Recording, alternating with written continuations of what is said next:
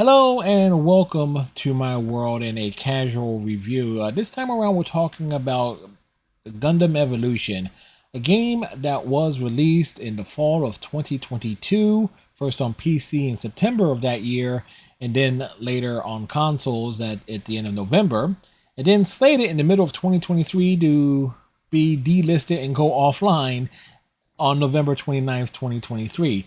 In short, this is a game that barely had any shelf life and is one of a series of games that have come out as a live service game that did not find its audience and was being shut down for that reason or licensing issues and things of that sort. And let me say this: the fate of Gundam Evolution is probably more due to its troubled launch, the lack of various features, which I'll talk about, and actually having a kind of a stiff learning curve when it comes to uh, the learning how to play and utilize the various mechs or Gundams within it to their full potential. So when I played this game for the first time at the end of July of 2023, clearly I'm going into it with no knowledge of how to play, and I did find that the tutorial does a fair job of introducing you to the very base mechanics of what to do in terms of a study the abilities of each individual Gundam because they all are unique. No two Gundams play alike. You got one that is a straight up brawler that can dive in, jump, stun lock, and beat the crap out of enemies. You got another that can actually do some healing and remote support and being able to or help repair another Gundam and keep them in the fight.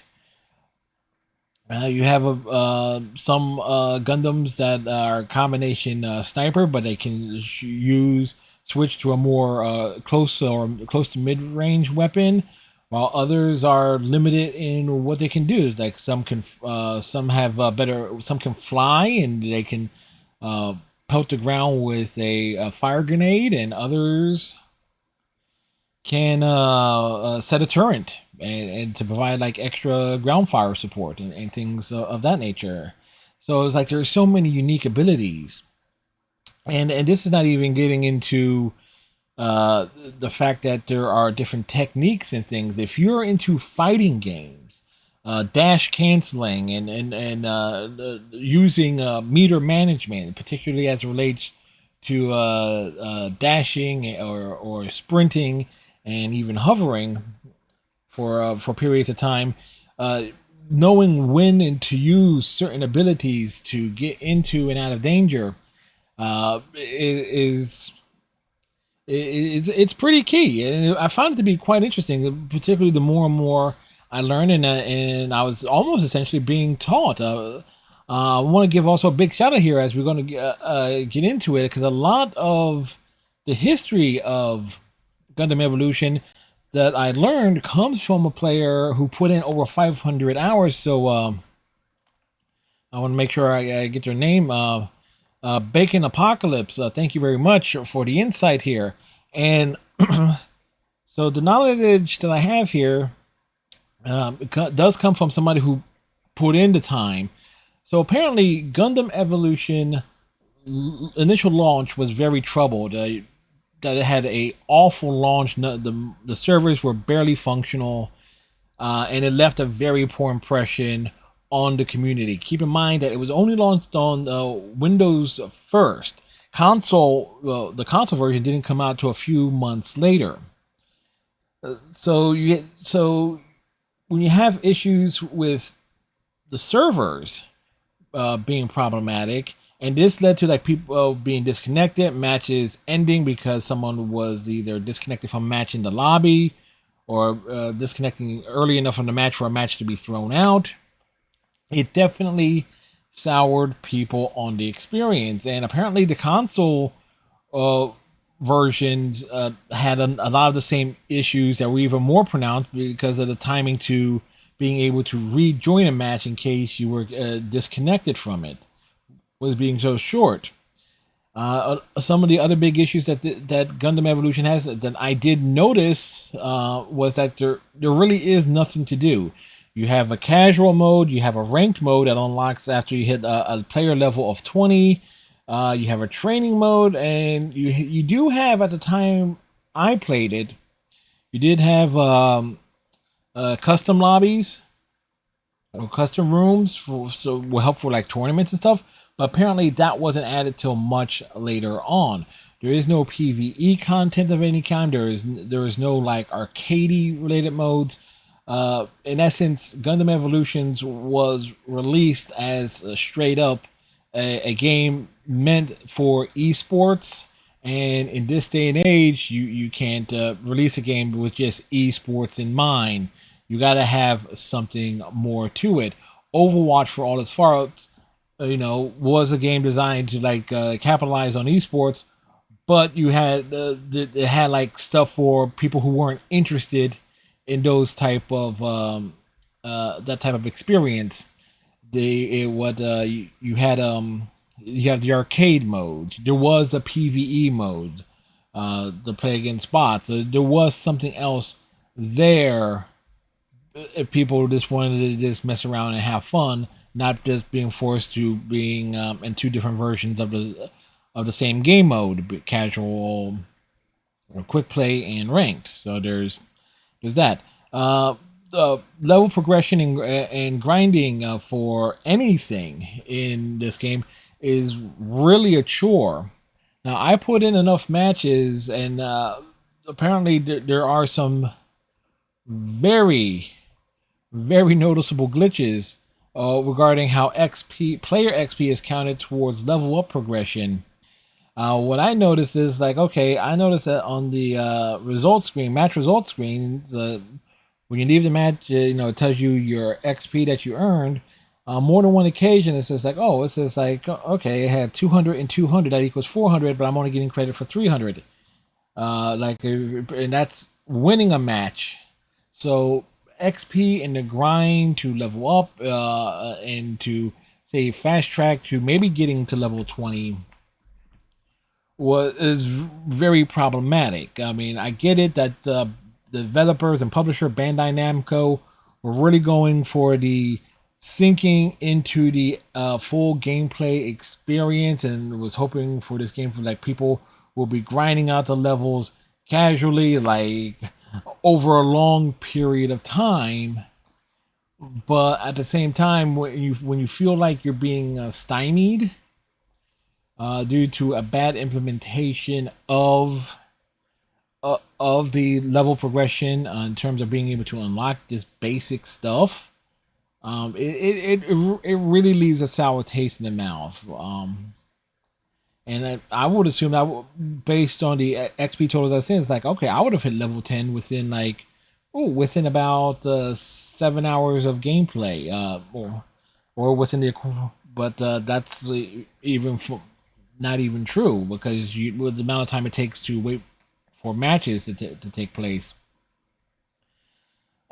Still, with all that said, the controls are actually really good. I mean, the game is responsive. You have once you realize what you can and can't do, there is a magic, there is a charm to Gundam Evolution that will make you think that there is a lot of wasted potential here. But the lack of player reward or for players to feel invested in that really compromises the experience in comparison to, say, something like Overwatch or Paladins, games of a similar nature and design. But still, it is a shame that Bandai Namco is pulling the plug on this game at the end of November of 2023. It really is a shame. There is one other thing I did notice about Gundam Evolution that probably doesn't help its case, is the fact that there is no cross-play. I mean, it was, again, the initial release was on PC, Windows PC, But there is no console crossplay. I can understand and almost forgive there to be no crossplay between PC and the console versions, because there is a lot of jank and a bit of balancing issues with the various Gundams in the game that I've seen. Uh, um, but there is no excuse for there not being any type of crossplay between between a PlayStation and Xbox console. There is no excuse for that. And more likely, the small player base and the lack of support that this game received from the community, based on all the negative experiences and so forth, and stuff that I've noticed from the initial launch. You end up not having many people playing it, and which just leaves it a game that's only for a few people. It's like by not being able to combine player bases to provide a larger support for the game. Because I'm willing to bet if you had crossplay, you could have had people from the Sony side, PlayStation side, and Xbox side playing. You had friends who had different consoles meeting up to play and stuff, but of course that would almost require Bandai Namco to set up some kind of community system to register players on the different consoles, which in 2023 is almost expected at this point in time for games. To Folks are used to doing it at this point. It just think of it. For games like Fall Guys, you have to have an Epic account to do crossplay, because you have to have like a centralized database. Of course, this also has the added benefit of being able to create a newsletter, the way to contact consumers about upcoming games and things of that sort. I mean, I can understand Bandai Namco now trying to go down that road, but when you're launching a game in a crowded marketplace, you gotta take full advantage of what the natural resource is, and that is the crossplay and the fact that you want to have as many people playing the game at one time as possible. If you have a compromised player base due to a bad launch, a lack of features, and you need something to grab players to keep them going, and having them being able to play with their friends would have really helped this game a lot, particularly if they were playing on different consoles. Now, I really do hope Bandai Namco takes what happened with Gundam Evolution as a learning experience. Because what they have here is a good game in terms of its core mechanics, the way it plays, the map variety, the game modes, as limited as they are. They have the genesis of something good here that they can build upon. Maybe shut it down, relaunch it as something else, and take the lessons learned and grow from it. So that's my general take on Gundam Evolution. If you have not played it and you like Overwatch, Paladins, Call of Duty, any like team first person shooter or esque game, before shutdowns, give Gundam Evolution a chance. That is my recommendation off of it. Again, you will see what I know. You'll see what I'm saying. That there's something good. There's something good here. There's potential here. It was just wasted and mismanaged. So anyway, that's my take on it. Thank you very much for watching. Tighten your friendship bracelets. Stay safe. Have a good one, and we'll see y'all in the next video. Bye.